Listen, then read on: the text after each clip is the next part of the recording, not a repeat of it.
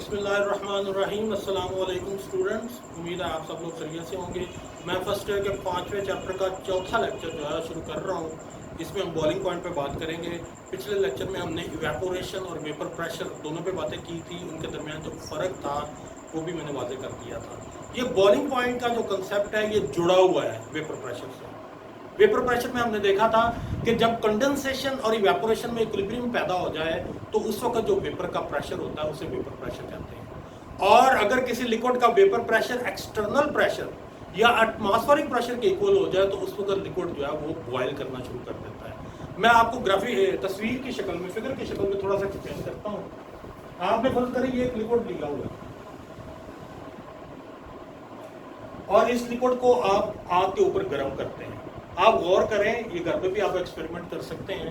Liquid को किसी बर्तन में आप पानी को गर्म करके देखें, आप देखेंगे जहाँ पर फ्लेम पड़ रहा हो, आग का शोला पड़ रहा हो, वहाँ पर जो है पानी बबल्स में कन्वर्ट होता है। ये बबल बेसिकली क्या है, फर्ज करें यहाँ पर फ्लेम जो है वो पड़ रहा है, आप देखेंगे कि यहाँ पर बबल बनने स्टार्ट होंगे। बबल बेसिकली क्या होता है, जब पानी के मालिक्यूल हद से ज़्यादा गर्म हो जाते हैं तो वो गैसेस फॉर्म में चले जाते हैं, लेकिन उनके इर्द गिर्द के जो मालिक्यूल हैं वो तो लिक्विड होते हैं।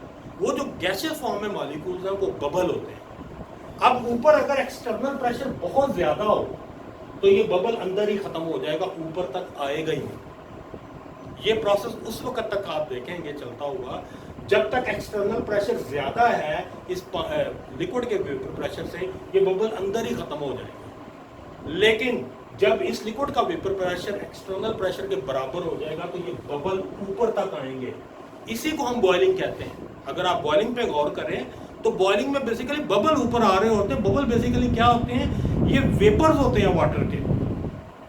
क्योंकि एक्सटर्नल प्रेशर के इक्वल हो जाता है लिक्विड का प्रेशर, तो वो बबल को ऊपर तक आने देता है। अगर एक्सटर्नल प्रेशर ज्यादा होगा तो बबल लिक्विड के अंदर ही खत्म हो जाएगा, वो ऊपर तक आएगा ही नहीं। तो बॉइलिंग पॉइंट जो होता है ये वो टेम्परेचर होता है जिस पर किसी लिक्विड का वेपर प्रेशर जो है वो एक्सटर्नल प्रेशर के बराबर हो जाए। अब अगर आप एक्सटर्नल प्रेशर को डिक्रीज कर दें, जैसे आपको पता है हम पहाड़ी इलाकों में जाते हैं तो वहां पर हवा का प्रेशर जो है वो कंपैरेटिवली बहुत कम होता है, तो इसका मतलब है एक्सटर्नल प्रेशर कम हो गया। उसका ये नतीजा निकलता है कि वहाँ पर पानी जो है जल्दी बॉयल करना शुरू कर देता है। जैसे मरी के बारे में कहा जाता है कि मरी में पानी जो है वो 98 डिग्री सेंटीग्रेड पर बॉयल करता है। मरी चूँकि पहाड़ी इलाका है, वहाँ पर हवा का प्रेशर जो है वो मैदानी इलाकों की निस्बत जो है वो कम है। और इसका मतलब ये हुआ कि वहाँ पर अगर आप पानी को गर्म करते हैं तो पानी का जो वेपर प्रेशर है वो जल्दी अचीव कर लेता है।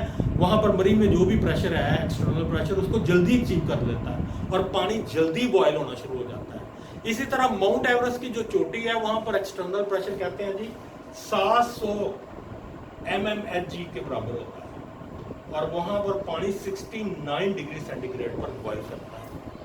अब इसका इफेक्ट क्या है? इसका इफेक्ट ये होगा कि अगर आप ज़्यादा ऊंचाई वाले इलाके या पहाड़ी इलाकों में कुकिंग करने की कोशिश करते हैं तो वो कुकिंग ज़्यादा टाइम लेती है। उसकी रीज़न ये होती है कि जितनी हीट आप दे रहे हैं बर्तन को, उसमें जो पानी मौजूद है वो हीट को एब्जॉर्ब करके इवेपोरेट हो रहा है और वो हीट आपके सब्जी या गोश्त आप जो भी पका रहे हैं उस तक उसका इफेक्ट पहुंच ही नहीं रहा, क्योंकि वो हीट पानी एब्जॉर्ब करी जा रहा है और इवेपोरेट हो ही जा रहा है। और आपको मैं एक और भी बात बता दूं, कोई भी लिक्विड जब तक अपने बॉइलिंग पॉइंट पे हो उस वक्त तक आप उसका टेम्परेचर राइज नहीं कर सकते। आप उसे जितना मर्जी गर्म करें, मतलब पानी फर्ज करें 100 डिग्री सेंटीग्रेड पर बॉयल होता है, आप पानी को जितना मर्जी गर्म करें पानी का टेम्परेचर 100 डिग्री सेंटीग्रेड से ऊपर नहीं जाएगा। हाँ, पानी जो वेपर फॉर्म में चला गया है, स्टीम फॉर्म में चला गया है, अब उसका टेम्परेचर अब राइज हो सकता है। यानी बॉइलिंग टेम्परेचर पर आप जितनी भी हीट देते हैं किसी भी लिक्विड को, वो उस हीट को एब्जॉर्ब करता है और इवेपोरेट हो जाता है। उसका नतीजा ये निकलता है उस लिक्विड का टेम्परेचर जो है वो राइज नहीं होता। तो आप जब पहाड़ी इलाकों में कुकिंग करते हैं तो आपने फर्ज करें गोश्त पका रहे हैं, आप पानी के अंदर आपने डाला हुआ है, तो आप जितना उसे हीट देंगे पानी उस हीट को एब्जॉर्ब करेगा और इवेपोरेट हो जाएगा, क्योंकि पानी तो बॉयल हो रहा है। पहाड़ी इलाकों में पानी जल्दी बॉयल होता है। हीट के असरात जो हैं वो गोश्त तक बहुत लेट पहुंचेंगे और कुकिंग पर बहुत ज़्यादा टाइम लगता है। अब उसका सोल्यूशन प्रेशर कुकर की मदद से जो है वो निकाला गया है। प्रेशर कुकर में आपको पता ऊपर से ढक्कन को बंद कर दिया जाता है, मसनूई प्रेशर डेवलप होता है।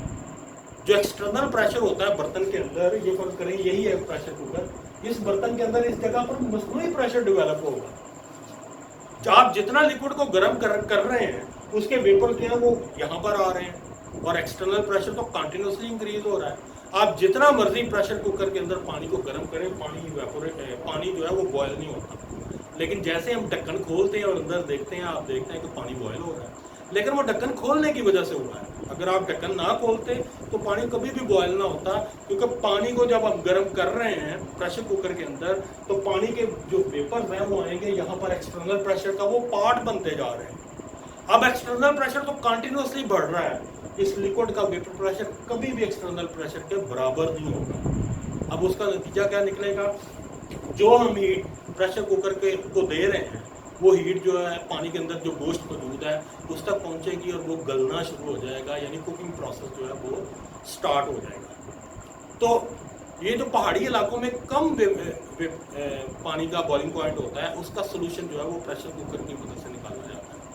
अब हम प्रेशर, ये जो वेपर प्रेशर है, इसको लो करने की भी एग्जांपल लेते हैं। मसलन आप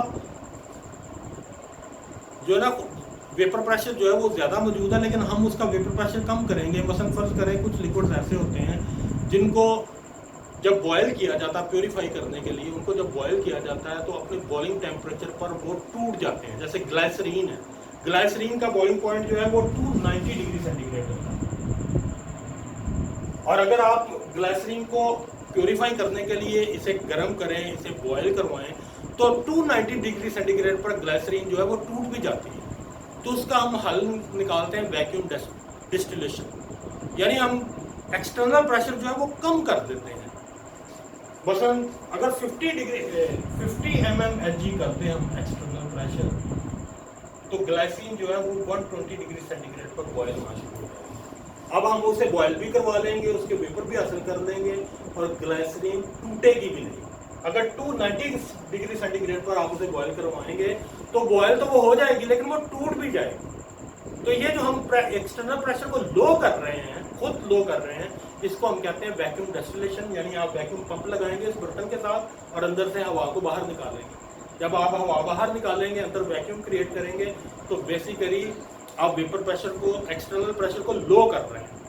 अब लिक्विड जो है वो बड़ी जल्दी उस एक्सटर्नल प्रेशर तक अचीव होगा और वो बॉयल करना शुरू कर देगा। तो ये दो एप्लीकेशन मैंने आपको बता दी हैं। एक में हम एक्सटर्नल प्रेशर को बढ़ा रहे हैं, ये एग्जांपल जो है वो प्रेशर कुकर वाली है, और दूसरी एक एग्जांपल वैक्यूम डिस्टिलेशन वाली है, इसमें हम वेपर प्रेशर को कम कर रहे हैं। दोनों की अपनी अपनी एप्लीकेशंस हैं, वो मैंने आपको बता दी हैं। ये आपका टॉपिक खत्म हो गया। आपका नेक्स्ट टॉपिक जो है वो है विस्कोसिटी।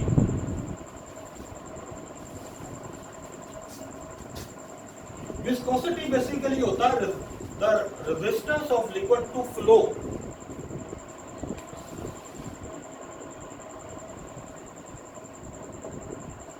मैं आपको दोनों में फर्क वाज़ेह करने के लिए पहले आपको एक सिंपल सी मिसाल दे देता हूँ। आप अगर ज़मीन पर पानी गिराते हैं या शहद गिराते हैं, तो आप देखते हैं पानी बड़ी तेज़ी से फ्लो करना शुरू कर देता है और शहद बहुत स्लोली फ्लो करता है। इसका मतलब ये हुआ कि शहद की जो फ्लो को रेजिस्टेंस है वो कंपैरेटिवली ज़्यादा है पानी से, तो और शहद की विस्कोसिटी पानी से ज़्यादा है। ये जो लिक्विड रेजिस्ट करते हैं या रुकावट डालते हैं फ्लो को, this phenomenon is called viscosity. The resistance of a liquid to flow is called viscosity. मैंने आपके सामने एग्जांपल पानी और शहद की रख दी है। इस एग्जांपल में शहद की विस्कोसिटी जो है वो पानी से ज़्यादा है। यही वजह है कि शहद जो है वो स्लोली मूव करता है पानी की निस्बत, पानी बड़ी तेज़ी से मूव करता है। अब इसके जो एसआई यूनिट है वो है kilogram per metre per second, ये एसआई यूनिट है। और इसका जो फेमस यूनिट है वो नॉन एसआई है, उसे पॉइस कहते हैं। 1 poise is equal to 0.1 kilogram per metre per second. ये इसका फेमस यूनिट है पॉइस। अब हम कुछ फैक्टर्स को डिस्कस कर लेते हैं जिस पर विस्कोसिटी जो है वो डिपेंड करती है। पहला फैक्टर जिस पर विस्कोसिटी डिपेंड करती है वो है मॉलिक्यूलर शेप एंड साइज।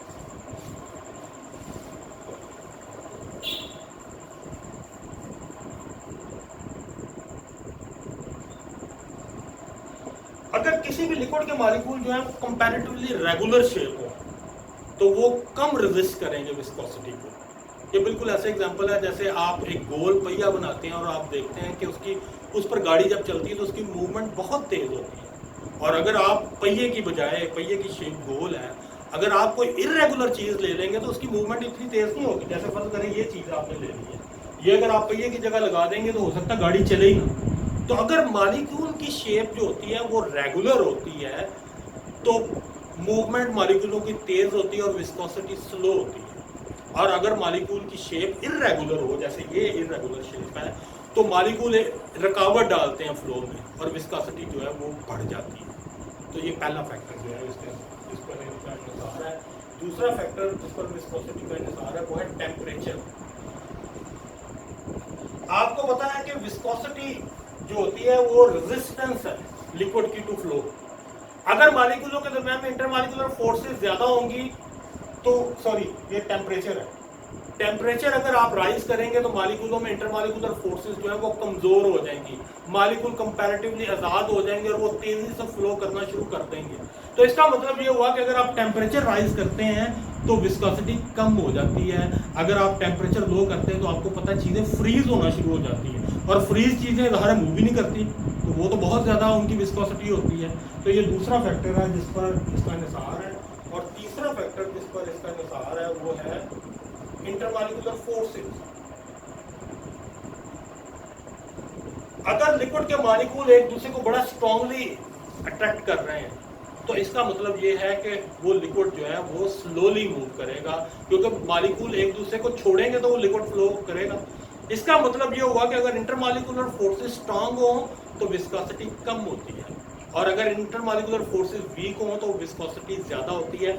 ये फैक्टर आपने टेम्परेचर में भी देखा हुआ है। जब हम टेम्परेचर राइज करते हैं तो बेसिकली इंटरमॉलिक्यूलर फोर्सेस कमजोर हो जाती है, लिक्विड तेजी से फ्लो करना शुरू कर देता है और विस्कोसिटी जो है वो स्लो हो जाती है। और अगर हम टेम्परेचर लो करें तो इंटरमॉलिक्यूलर फोर्सेस स्ट्रांग हो जाती हैं, लिक्विड जो है वो फ्रीज होना शुरू हो जाता है और उसकी जो मूवमेंट होती है वो स्लो हो जाती है। दूसरे अल्फाज में आप कह लें कि विस्कोसिटी जो है वो बढ़ जाती है। तो ये आपका आज का लेक्चर है। नेक्स्ट लेक्चर से हम सरफेस टेंशन को स्टडी करेंगे। Thank you.